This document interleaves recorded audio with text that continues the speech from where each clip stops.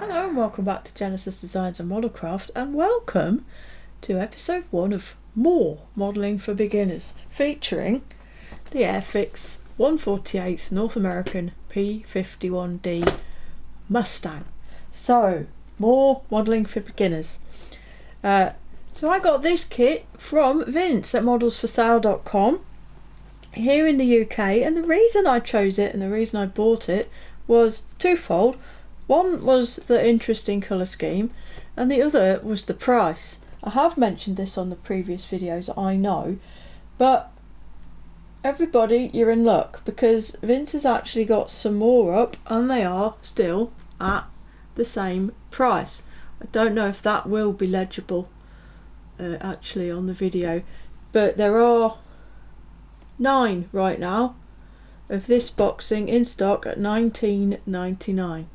There are also 2 of the Mustang 4 and 2 of another P-51 boxing, all at $19.99. So if anybody's watching this and thinking, actually, I'd like to jump on board and build along with this, there's somewhere you can get one from if you don't already have one at a super nice price. Got a couple more Blenheims in as well at $32.99.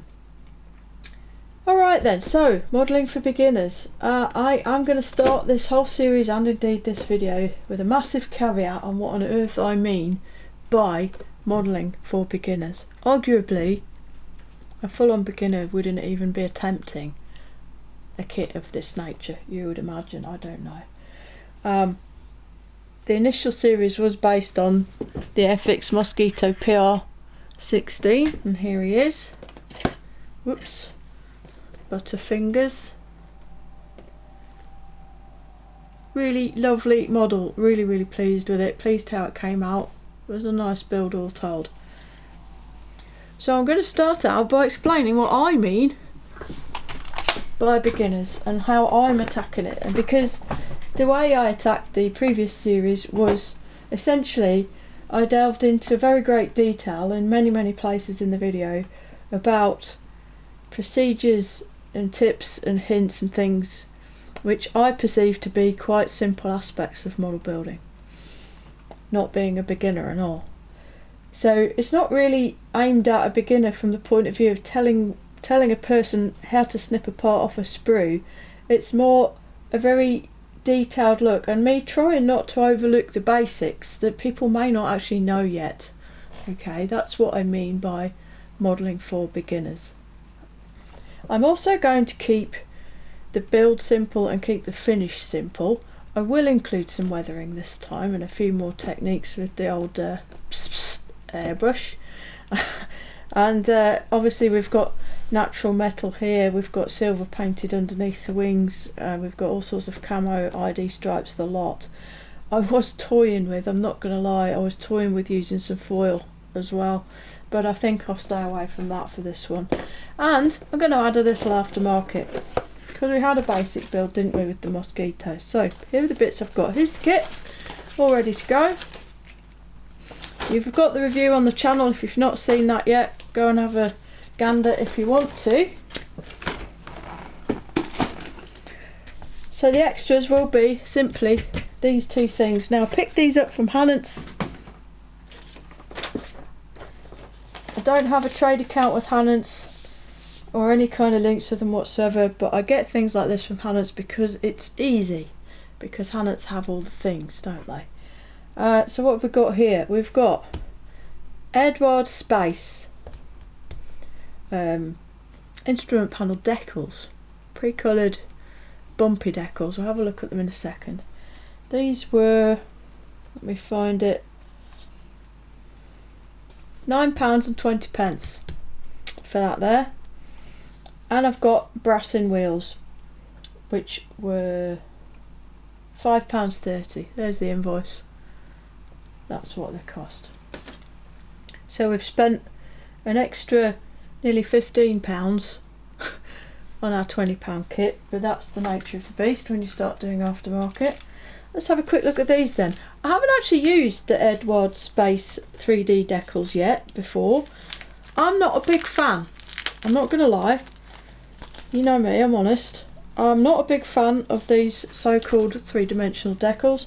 I have used some Quinta ones in an SU57 build, which you can find elsewhere on the channel, and they were indeed very simple to use, but I find them quite simple to look at as well, to be absolutely honest. Anyway, stop ranting and show everybody the goods. So this is the first time I've looked at a space decal sheet, and actually I'm quite impressed. It's got glossy glass bits for the instruments, for the dials. Now, I've probably done that well off camera, didn't I?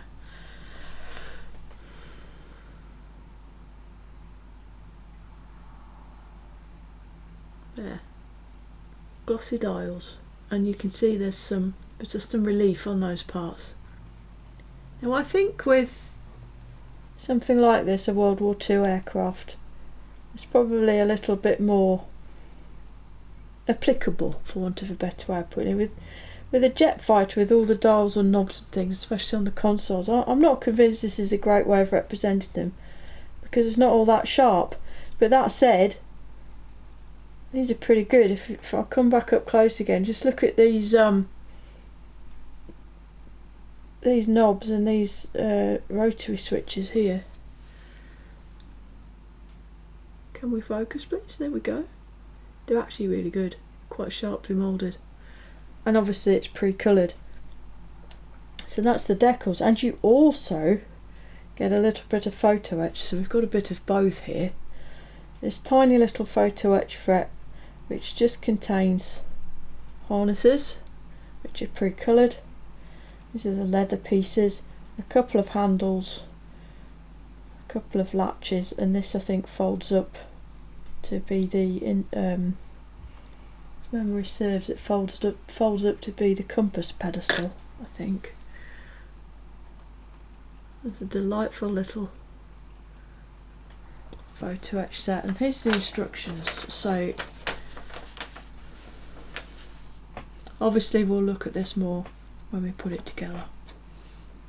And that's that. This was a suggestion by someone in a comment, was how about instead of using photo etch, use 3D decals, because they're a bit easier, and that's a very fair shout. So there we are. And then wheels. Wheels are an almost universal short point on model kits. Can almost always be improved upon massively with aftermarket parts, and brassing are some of the best ones in my opinion for the money. And here's what you get: little instruction sheet, which is broadly unnecessary. It's fairly obvious what to do with these things. Masks, should you wish to use them, pre-cut,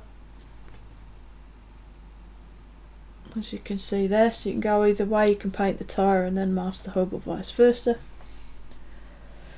And then we have the main wheel itself. So this is the inside detail, so that's the brake. Beautiful, crisp, uninterrupted tread detail, no central seam, a nice flat spot, not much of a bulge, but a nice flat spot. Some of Brasson's favourite extensively overdone tyre lettering there. Does it actually say Goodyear, or is it? It's kind of suggestive, but doesn't literally say it for copyright purposes. Then we have a tail wheel.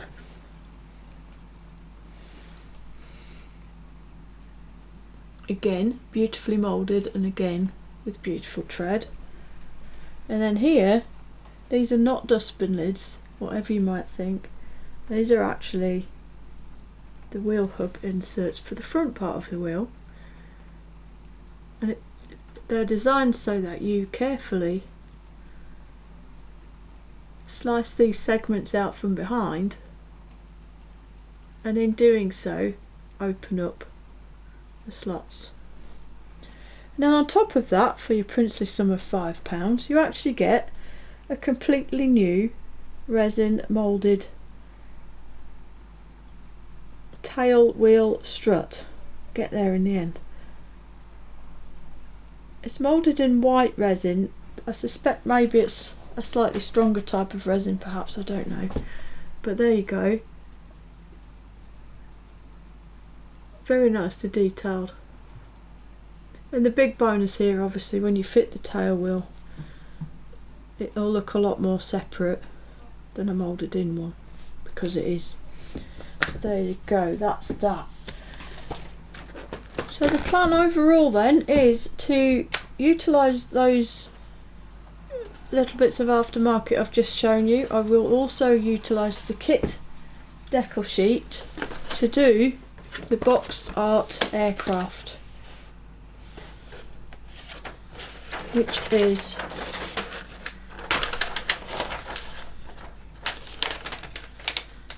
Lu 4/Ethylene,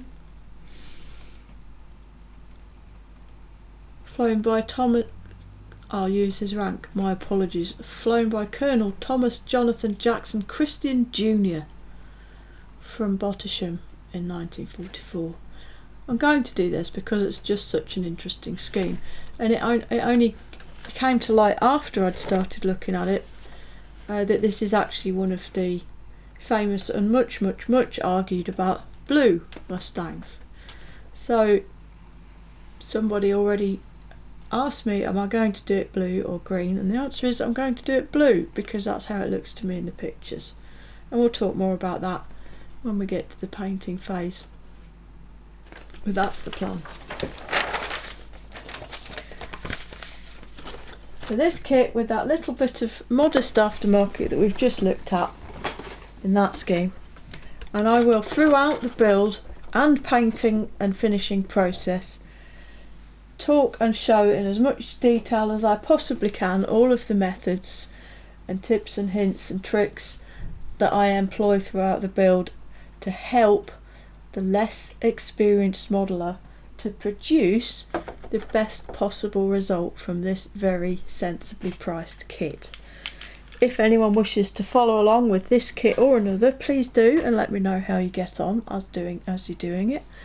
You don't need to use this exact kit, you don't need to use the aftermarket if you don't want to, but I'm going to show you exactly how to use it along the way. So please feel free, if you've never tried photo etch or 3D printed decals, to get some in and give it a go, and maybe it'll take some of the mystery out of it and help build confidence to go on to the bigger, more complex projects, which is after all actually the point of these series for me.